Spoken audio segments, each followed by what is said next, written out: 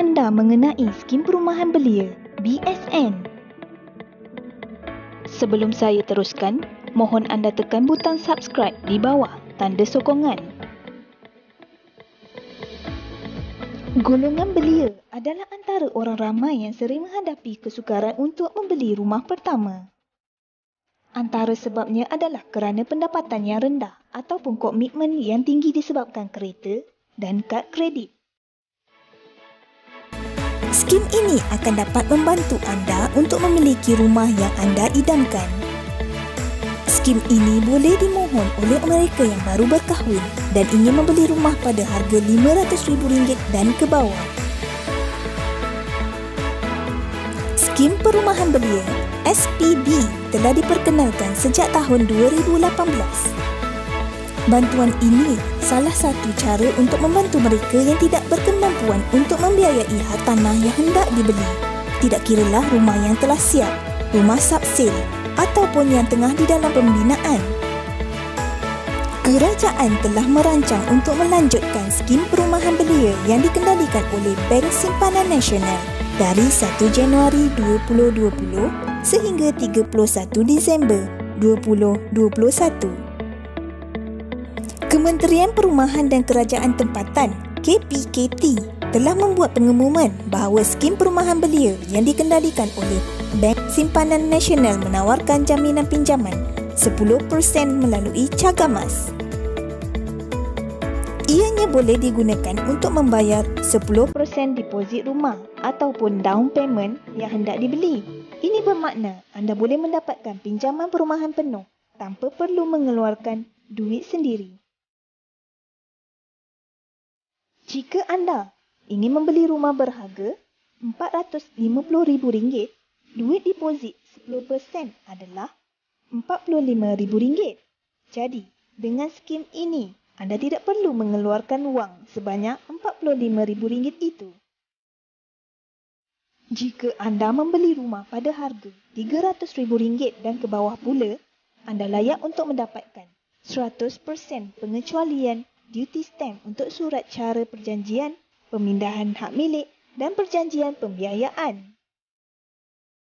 Selain itu, kemudahan pembiayaan perumahan SPB BSN akan memberikan dana subsidi sebanyak RM200 sebulan selama 2 tahun untuk mereka yang layak. Ini bermakna jika anda membeli rumah yang kena bayar RM100,000 sebulan, bila ditolak dengan subsidi, anda hanya perlu membayar RM800 sebulan untuk 2 tahun yang pertama dan dari tarikh pengeluaran pertama kepada pemaju atau penjual. Menarik bukan? Tetapi, sangat penting untuk anda semua tahu yang skim ini terhad kepada 20,000 unit rumah sahaja dan ia berkonsepkan siapa cepat, dia dapat. Walau bagaimanapun, skim ini juga mempunyai kekurangannya. Anda harus tahu yang kadar faedah untuk skim ini agak tinggi sedikit berbanding pinjaman perumahan yang biasa boleh anda dapat. Kadar faedah ini adalah seperti yang sudah ditetapkan di portal rasmi BSN seperti berikut.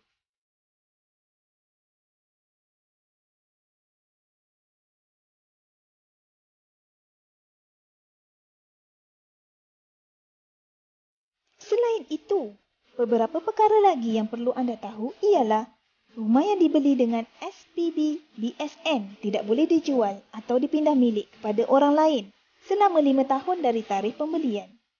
Anda perlu membayar duty stamp bagi rumah bernilai lebih RM300. Anda perlu membayar yuran pengeluaran, disbursement fee, yuran penilaian harta dan yuran yang berkaitan dengan dokumen security. Jadi, sangat penting juga untuk anda mempunyai simpanan sendiri walaupun ingin memohon bantuan ini daripada kerajaan. Bagi yang berminat untuk memohon skim perumahan belia BSN 2020, sila semak dahulu jika anda memenuhi syarat-syarat kelayakan seperti di bawah. Terdapat 2 cara untuk anda memohon skim ini. Anda boleh menggunakan cara manual ataupun online. Untuk permohonan secara manual, muat turun borang yang perlu diisi di laman web www.bsn.com.my www.mybsn.com/page/forms. Bagi permohonan secara online pula, sila layari laman web rasmi BSN www.mybsn.com.my. Permohonan anda juga perlu dilengkapkan dengan beberapa dokumen seperti berikut.